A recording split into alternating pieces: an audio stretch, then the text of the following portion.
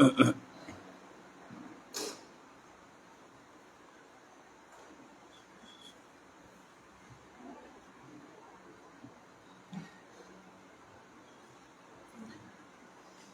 ya, bismillah. Alhamdulillah, salatu wassalamu ala sayyidina Rasulillah wa ala alihi wa sahbihi wa man walah wa la hawla wa la quwata illa billah. Amma ba'du. Qala rahimallahu ta'ala al-babu tsalitsu, bab yang ketiga. Fi adabil muta'allimi ma'a syaikhihi wa fihi 12 naw'an minal adab. Bab yang ketiga terkait etika murid kepada gurunya, dan dalam bab ini tercantum kurang lebih 12 macam etika alias adab. Al-awwalu, yang pertama, yanbaghi lit-talibi ayyuqaddima an-nadhara wa yastakhirallaha ta'ala fi man ya'khudul ilma anhu. Sudah semestinya seorang penuntut ilmu sebelum dia belajar mengambil ilmu kepada seorang guru, maka dia amati terlebih dahulu dan dia beristikharah terlebih dahulu kepada siapa dia akan mengambil ilmu.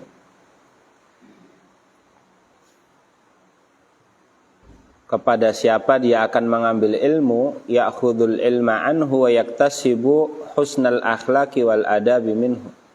Kepada siapa dia akan mengambil akhlak-akhlak dan etika-etika. Sehingga memang penuntut ilmu zaman dulu, karena zaman dulu itu kan memang ulama banyak ya.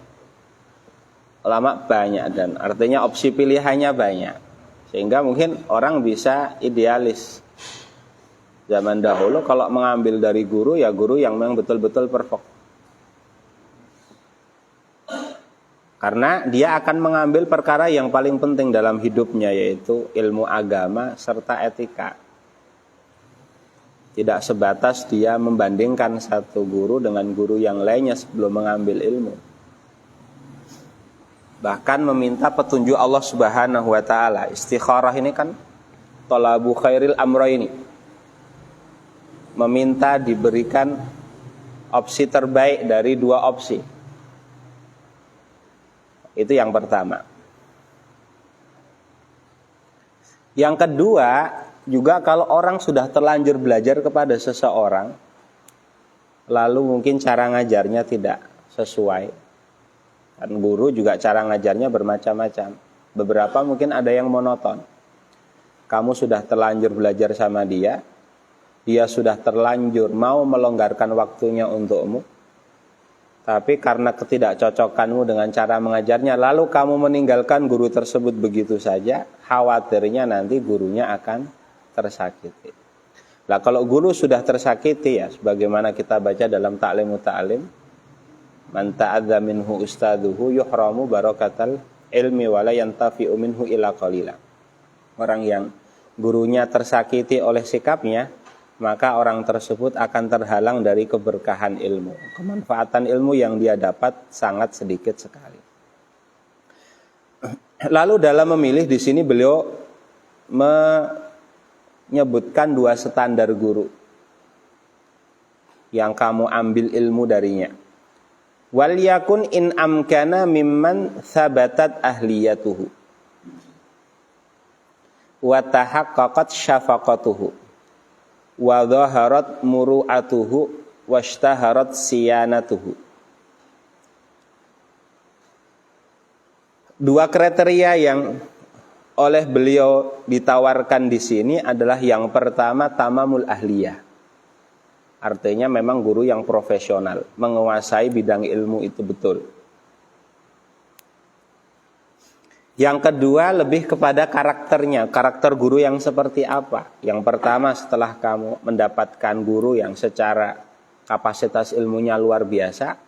Yang kedua, sifat guru tersebut seperti apa. Sifat di sini baik sifat dia yang kaitannya dengan agama dia, atau cara ngajar dia, atau sikap dia terhadap muridnya. Sehingga di sini dikatakan wa tahaqqaqat syafaqatuhu, yang betul-betul menyayangi muridnya, betul-betul memikirkan kemaslahatan muridnya. Wa dhaharat muru'atuhu, dan orang yang sangat menjaga muru'ah. Wastaharat siyanatuhu, orang yang sudah terkenal, orang yang sangat menjaga kehormatannya. Wa kana ahsana ta'liman wa ajwada tafhiman, pandai dalam mengajar dan pandai dalam memahamkan. Ini fa'an ba'di salafi, sebagian salaf, ini dinisbatkan kepada Muhammad ibn Sirin, hadzal ilmu dinun, ilmu ini agama. Artinya apa? Ilmu ini adalah sesuatu yang dengannya kamu mempraktekkan keagamaanmu seharian. Fangduru aman ta'khuduna dinakum, maka lihatlah kalian itu mau mengambil agama kalian dari siapa. Ini yang pertama. Artinya memilih guru atau kriteria guru yang layak diambil ilmunya.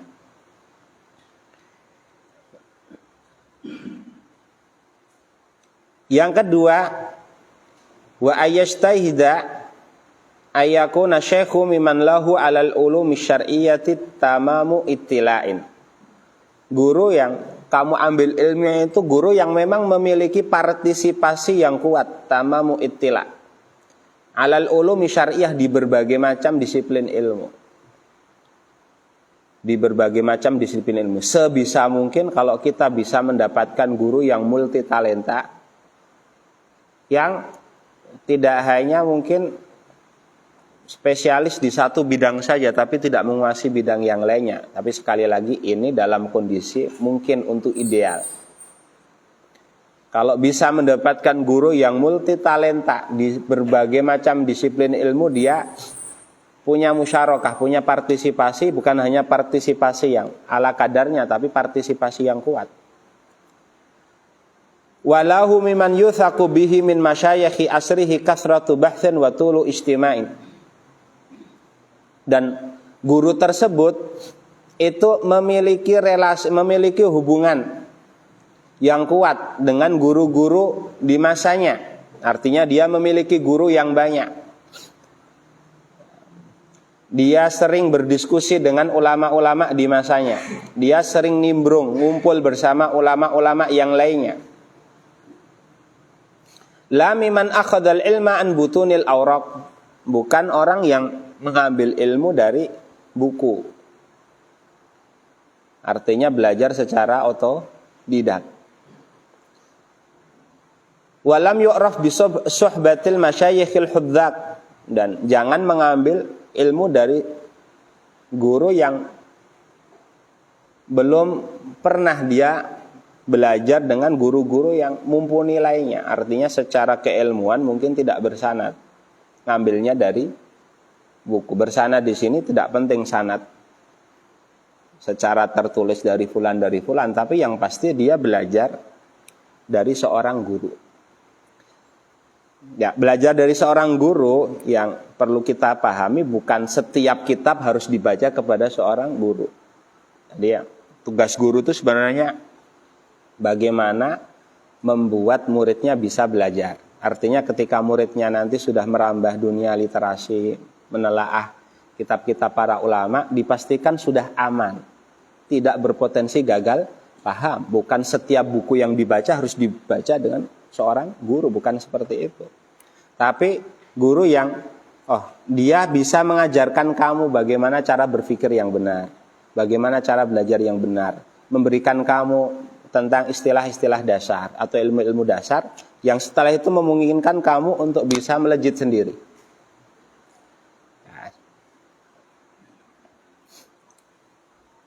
Qala Imam Syafi'i, berkata Imam Syafi'i, man tafaqqaha min butunil kutubi dhayya al-ahkam, barang siapa yang belajar fikih dari kitab, dia akan mengacaukan hukum-hukum. Sembarangan dia akan membuat keputusan hukum. Jadi ulama dulu sampai mengatakan ihzaru min tamassyukhil sukhufiyin. Hati-hati otodidak yang memproklamirkan dirinya sebagai seorang syekh. Nah, ini yang perlu saya pahamkan. Kenapa? Karena kitab itu identik dengan istilah alias terminologi. Nah, ini butuh guru. Kalau sekedar mengandalkan kosakata bahasa Arab saja itu tidak cukup. Sama-sama kata kalam, kalau dalam ilmu nahwu yang dimaksud dengan kalam ya apa lafdzun mufidun murakkabun bil wad'i. Tapi kalau dalam bab sholat, kalam itu sendiri sudah berbeda artinya. Yaitu apa? Ma yubtilu sholat min harfin wahidin mufhimin o harfaini wa in lam yufhima. 2 huruf tidak ada artinya pun itu sudah dianggap sebagai kalam dalam apa ilmu fikih. Lah ini kalau kita buka kamus sama-sama kalam tidak akan diulas sedetail ini. Lewat apa berarti? Lewat guru. Harus lewat guru.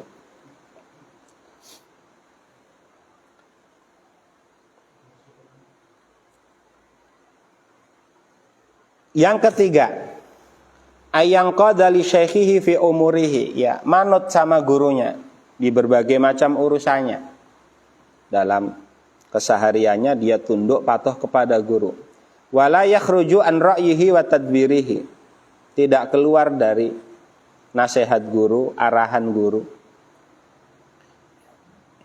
Aturan yang dibuat oleh guru. Bal yakunu ma'ahu kalmaridhi ma'at tabibil mahir. Hendaknya sikap seorang murid kepada gurunya itu seperti sikap orang yang sakit kepada siapa? Kepada dokter yang sedang merawatnya. Apapun arahan yang dikatakan akan dituruti olehnya. Bahkan dalam sebuah perkataan dikatakan kun anta baina yaday ustadzika kalmaiti baina yaday ghasilihi. Kamu itu sebisa mungkin di depan gurumu itu seperti mayat di depan orang yang akan memandikannya. Itu kalau bisa itu bagus. Ya kan, kalau bisa itu bagus. Fayasta'miruhu fima yaksuduhu. Dia ingin apapun, dia mau ngapapun, yasta'miruhu. Apa yasta'mir? Meminta arahan kepada guru. Wa yataharra ridahu fima ya'maluhu. Dan gerak-gerik perilaku yang dia lakukan sebisa mungkin dia hal-hal yang bisa membuat gurunya ridha, tidak membuat gurunya murka.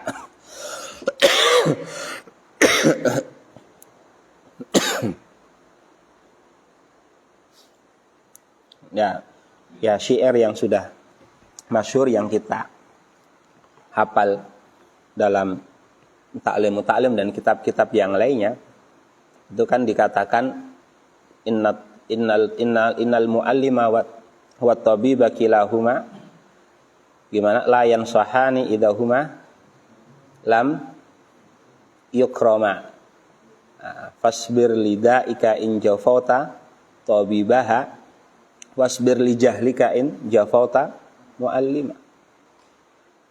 Guru sama dokter kedua-duanya itu tidak akan memberikan arahan kepadamu kalau kamu ngeyel. Kalau kamu tidak ya memperlakukan mereka selayaknya seorang guru dan seorang dokter. Hasilnya apa kalau kamu ngeyel, tidak mau manut sama guru? Wasbir lidaika in jafat tabibah, ya sabar saja, nikmati saja penyakitmu kalau kamu tidak gubris dokter yang merawatmu. Wasbir li jahlika, ya nikmati kebodohanmu kalau kamu tidak mau menggubris guru yang mengajarimu. Ya. Tabib yang dirawat badan kamu, tapi guru yang dirawat adalah ruh kamu. Wa yubalik fi hurmatihi, hendaknya ya sangat menekankan sikap hormat kepada guru. Wa yataqarrabu ilallahi bi khidmatihi, menganggap khidmah terhadap guru itu seperti ibadah kepada Allah Subhanahu wa taala. Wal ya'lam, dan hendaknya dia paham annadzullahu li syaikhihi izzuhu. Bukan izzahu, ya izzuhu. Hendaknya dia paham bahwa sikap tunduk di hadapan guru itu sebuah kehormatan.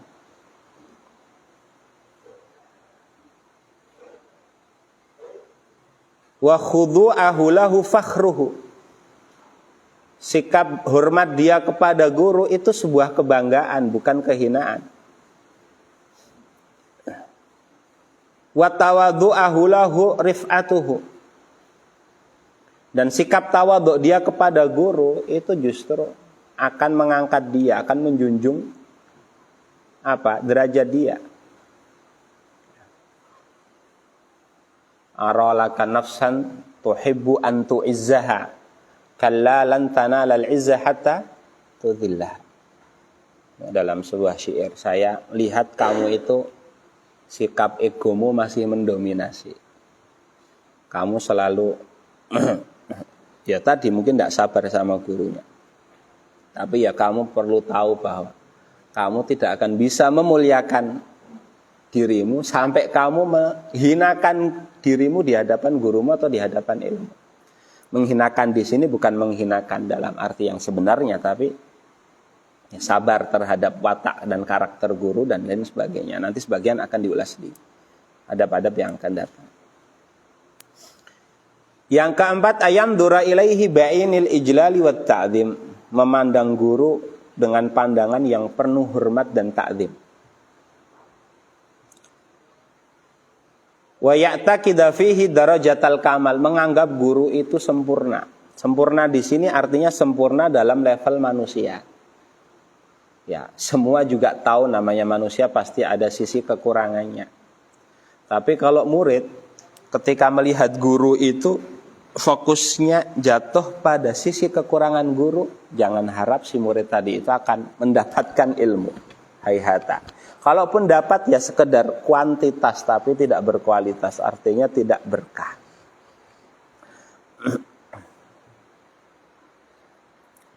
Fa inna dzalika aqrabu ila naf'ihi bihi, karena yang seperti itu akan lebih bisa memberikan manfaat kepada dia, mendatangkan kemanfaatan kepada dia. Qala Abu Yusuf Al-Qadhi ini termasuk sahib Abi Hanifah, muridnya Imam Abu Hanifah. Sami'tu salafa yaqul, saya mendengar orang terdahulu mengatakan, man la ya'taqidu jalalata ustadhihi la yuflihu. Orang yang tidak meyakini kesempurnaan gurunya, dia tidak akan pernah sukses dalam karir belajar dia. Fala yukhatibu syaikhahu bita'il khitabi wa kafihi. Jangan ngomong sama guru anta. Madza fa'alta? Madza turid? Madza darrasta? Tidak cukup pakai ta'ul khitab, harus pakai mimul jam'i. Madza fa'altum? Madza darrastum? Madza indakum? Enggak cukup kaful khitab. Harus ada mimul jam'i. Ada kum. Nah, artinya isim yang secara asalnya menunjukkan lebih daripada satu, kalau diperuntukkan untuk satu orang itu kan sebagai sebuah penghormatan. Paham ya? Seperti kalau dalam bahasa Indonesia ya kami. Kami itu meski yang ngomong satu orang, tapi dia sedang pada posisi yang sebagai orang yang dihormati. Wala yunadihi bismihi, tidak memanggilnya dengan namanya langsung. Ya fulan misalnya. Bal yaqulu, hendaknya mengatakan ya sayyidi, ya ustadhi. Wala yadhkuruhu aidan fi ghaibatihi bismihi. Pas guru ndak ada pun juga jangan sekali-kali menyebut guru dengan namanya tok, tanpa ngasih embel-embel. Illa makrunan bima yus'iru bitta'dhimihi. Jangan menyebut nama guru kecuali diiringi dengan kata yang mengesankan sikap hormat terhadapnya. Qala syekh al-ustadz kada, atau qala syekhuna unahu dzalik, atau seperti lafaz-lafaz yang lainnya. Itu yang keempat. Wal khamisu, yang kelima, ayya'rifa lahu haqqahu wa la yansalahu fadlahu. Artinya mengetahui hak-hak guru. Wa la yansalahu fadlahu, tidak melupakan jasa seorang guru. Wa ayyadu'uhu wa ayyadu'u walahu wa ayyadu'u walahu, dan mendoakan kebaikan baginya. muddata hayati, selama dia hidup, wa ba'da mamati, bahkan setelah dia meninggal. Wa yura'i dzurriyyatahu, selalu menyambung tali silaturahmi dengan anak keturunan guru. Meskipun sudah meninggal, kalau ada anak-anaknya harus diperhatikan hak-haknya. Wa aqaribahu, demikian juga kerabat-kerabatnya. Wa awidda'ahu, begitu juga orang-orang yang dulu disayangi oleh gurunya. Artinya, sebagaimana dulu ketika gurunya masih hidup, sang guru memiliki teman-teman dekat, memiliki kerabat, memiliki anak keturunan yang dia urusi. Setelah meninggal, sebisa mungkin murid menggantikan posisi itu. Wa yata'ahada ziyarata qabrihi, dan secara rutin mengunjungi kuburannya, menziarahi kuburannya.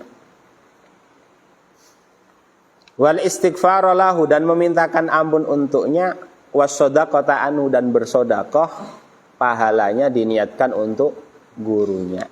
Bukan hanya sodakoh, amalan-imalan ibadah yang lainnya ketika dilakukan ya ja'altu thawabahu li syaikhi fulan, atau li fulan.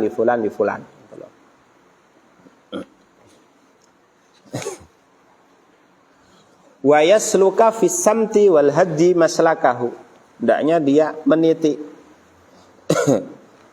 salaka sluku itu kan mengikuti jalan hidup, mengikuti petunjuk gurunya. Ini termasuk santri yang perlu diperhatikan dalam hal yang seperti ini, sudah sering saya lakukan. Di sini perhatikan Ustadz Daris, mungkin Ustadz Aidil, mungkin Ustadz Setio, Ustadz siapa. Paling tidak pas pakaian ketika sholat itu. Kalau sholat kan rata-rata pakai gamis, pakai sarung, pakai peci, jubah panjang gitu loh. Tidak ada kan guru-guru yang pakai celana pensil, celana yang ketat, celana yang apa itu. Nah ini kalau zaman dulu hatta penampilan al-hadyu, as-samt itu penampilan yang nampak. Hatta stylenya pun ngikutin guru ini. Ini kan kalau lihat sekarang santri misalnya, gurunya saja pakaiannya ya kuno, memang garungan, gamisan, jubahan. Tapi muridnya justru mengambil penampilannya dari sosmed, dari internet, dari mana ini. Nah, seperti ini mau berharap, untuk sekedar berharap sampai pada ilmunya level guru tersebut saja itu jauh. Boro-boro mau dapat ilmu yang lebih banyak lagi, lebih berkah lagi. Lawang sekedar niru pakaian gurunya saja ndak bisa.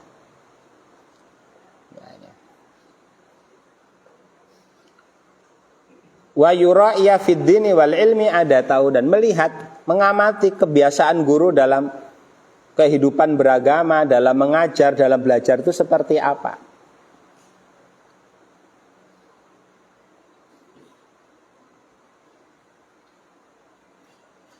Kadang itu dulu pas kita belajar itu ya, lihat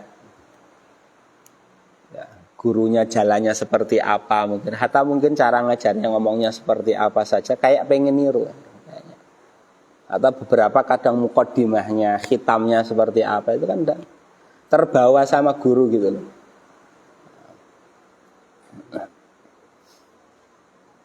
Sehingga proses belajar mengajar itu bukan hanya sekedar transfer ilmu. Ya, dalam hal ini mungkin dan untuk di ma'had sendiri mungkin sudah saya usulkan, mungkin perlu dibuat semacam taknin. Taknin semacam konun, aturan yang baku. Secara pribadi mungkin kita ndak enak, ini kayak orang gila kehormatan apa nah ya, istilahnya ya. Padahal secara kemaslahatan sebenarnya kembali kepada santrinya. Artinya guru lewat gak nyerobot langsung, ngomong sama guru, matanya lihat ke pandangan guru. Itu lihat, misalnya belajar sama masyayikh itu, ada gak pas ngomong sama guru terus mata ketemu mata itu? Gak ada. Tunduk. Loh, itu bukan kemaslahatan. Kembalinya nanti lihat saja, kembalinya kepada kemaslahatan kamu. di mukadimah sudah saya kasih pengertian. Yang membedakan antara kita sama orang kafir dalam belajar itu mereka murni mengandalkan kecerdasan. Sehingga seperti yang Ustaz sebutkan, Mu'jamul Mufahros li Alfadhil Hadis itu yang ngarang orang Yahudi. I'rabul Quran ada orang Nasrani, Antoni Dahdah, nulis I'rabul Quran, nyarah Alfiyah.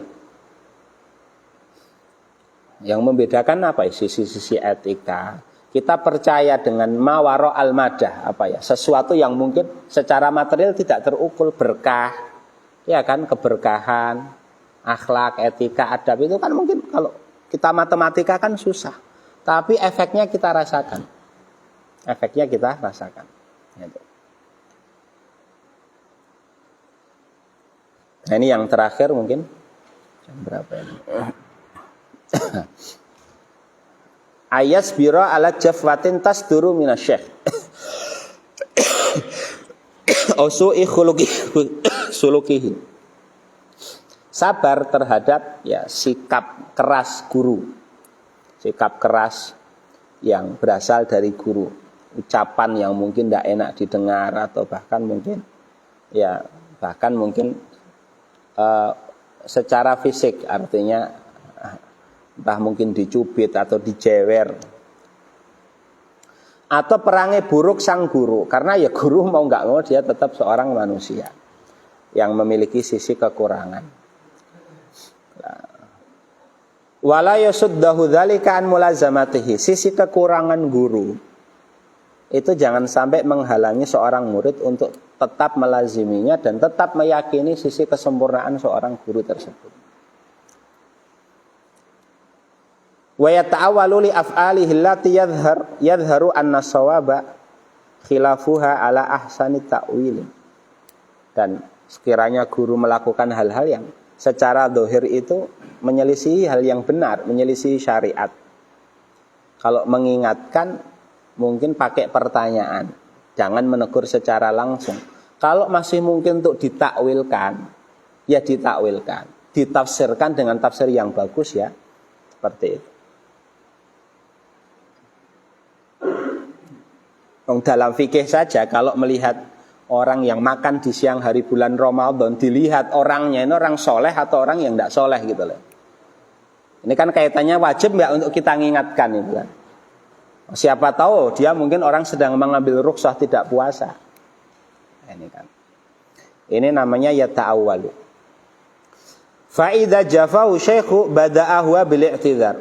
Kalau guru sekiranya memarahinya, maka ya memarahinya atau mungkin acuh terhadapnya, merasa tersinggung terhadap muridnya, maka muridnya yang segera harus meminta maaf. Ini kepekaan. Wa adhara dzanbalahu wal atba alaihi. Dan dia sebisa mungkin menampakkan memang dia betul yang salah dan dia menyesali hal itu. Fa inna dzalika aqqa limawaddati syaikhihi ala tauqifihi fima fihi fadilah. Yang seperti itu lebih bisa mempertahankan, melanggengkan rasa sayang guru kepada murid. Artinya kalau guru tersinggung dengan murid, meskipun murid merasa tidak salah, anggap saja dia bersalah lalu meminta maaf. Bukan, sekali lagi nih, kalau murid mau ngikutin egonya, ego pribadinya, ya dia tidak ngapain dong, saya nggak salah, kenapa saya disalah-salahkan. Tapi kalau dia memikirkan maslahatnya bahwa guru itu yang akan mentransfer ilmu kepadanya, kalau guru sayang kepadanya, maka ilmu yang akan diberikan akan berbarokah dan guru akan betul-betul memaksimalkan memberikan ilmu kepada muridnya. Ya mending dia mengaku, ya saya salah, saya menyesal.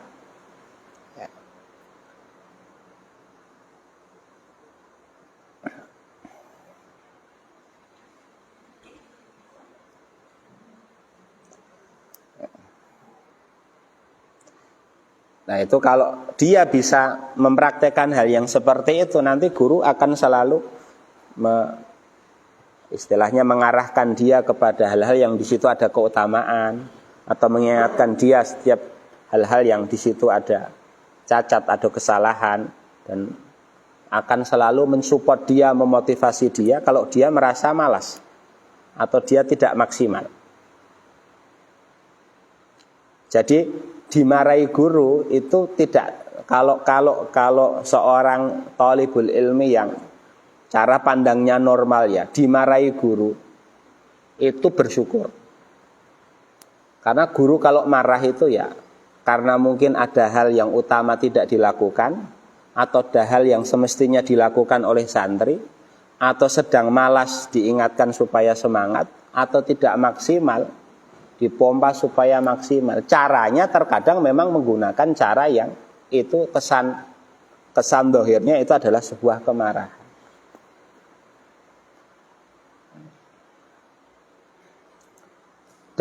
Dan sikap seorang santri wa ya'uddu dzalika minasyekh min ni'amillahi ta'ala bi'tina isyaihi bihi wa nadharihi ilaihi. Dan bahkan dia sebisa mungkin menyikapi hal tersebut itu justru itu adalah nikmat Allah. Alhamdulillah ternyata guruku masih peduli kepadaku. Guruku masih memperhatikanku. Fa inna dzalika amya liqalbi syekh, itu bisa menarik hati syekh. Bisa membuat syekh jatuh hati kepada si murid tersebut.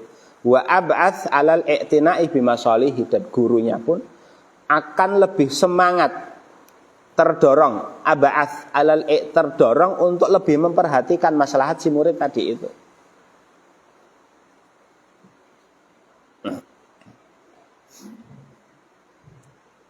Lah ini kan kalau betul-betul santri itu memiliki level kepekaan yang seperti ini, Masya Allah, itu akan terlihat betul barokah ilmu di suatu tempat, dan secara kualitas pasti akan langsung melejit.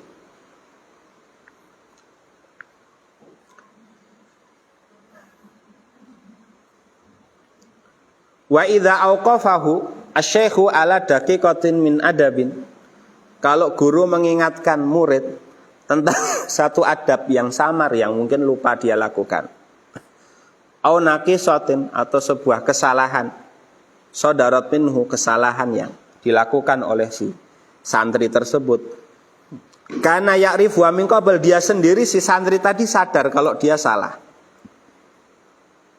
fala yudhir annahu kana arifan biha wa ghafala anha, jangan menampakkan kalau santri itu memang menyengaja tahu kalau itu salah, tapi dia menyengaja melakukannya.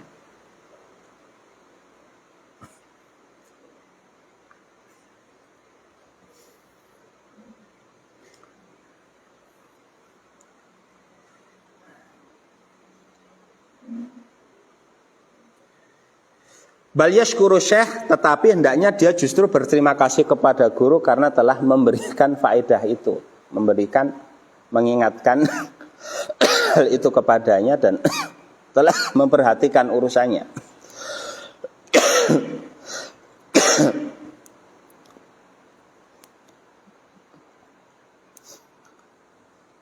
Fa in kana lahu fi dzalika udhrun, kalau dia punya alasan, artinya ada adab yang tidak dia lakukan atau ada kesalahan yang dia lakukan tapi dia punya alasan, dilihat perlu enggak dia memberitahukan guru.